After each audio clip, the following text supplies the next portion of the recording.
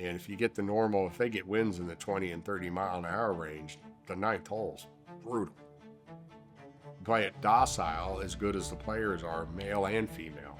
The best players in the world, and it's not that hard. But if it gets windy, that hole is a nightmare. This is our ninth hole, which is our seventh at Pebble Beach without the ocean. But you can see some of the little notches in the bunkers.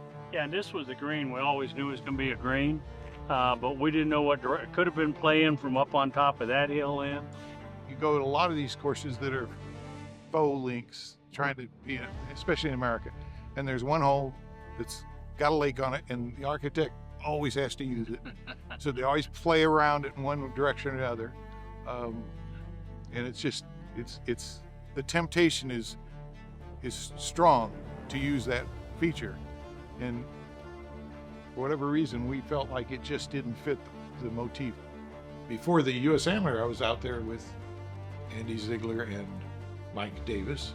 And we got to that hole, and he asked, what's the deal with this? Because the bunkers have these little notches, or cubby holes or whatever, where a ball can get in there and you cannot swing at the ball and move it towards the green. You have to pitch backwards or sideways.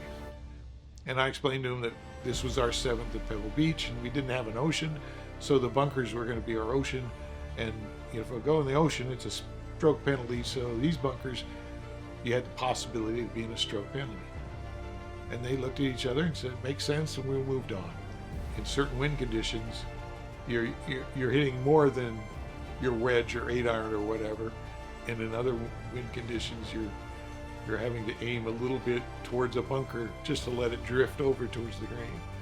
I know it's Dana's favorite hole, and it's one of my favorites.